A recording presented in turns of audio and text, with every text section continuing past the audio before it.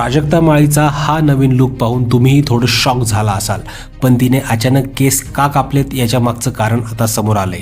प्राजक्ता माळी सध्या तिच्या अपकमिंग मूव्हीमुळे चर्चेत आहे आणि या सिनेमाचं नाव आहे डिंग्स आणि या चित्रपटासाठी प्राजक्ताने तिच्या लुकमध्ये मोठा बदल केलेला आहे. तिने चक्क केस कापून शॉर्ट हेअर लुक केला आहे आणि तिचा हा नवीन अंदाज सध्या सोशल मीडियावर चर्चेत आहे. पण या सिनेमाचं नाव ऐकल्यानंतर अनेकांना एक प्रश्न पडतोय, डिंग्स म्हणजे नेमकं काय?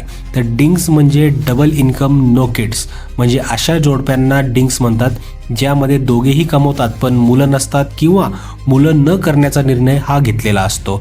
आणि याच बदलत्या लाईफस्टाईल, रिलेशनशिप, एक्सपेक्टेशन आणि पर्सनल चॉईसेस भोवती या सिनेमाची संकल्पना असल्याचं समोर आलेलं आहे.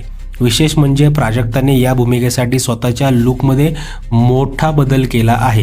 त्यामुळे तिची ही भूमिका नेमकी कशी असणार आहे याची उत्सुकता संपूर्ण प्रेक्षकांच्या मनामध्ये वाढलेली आहे.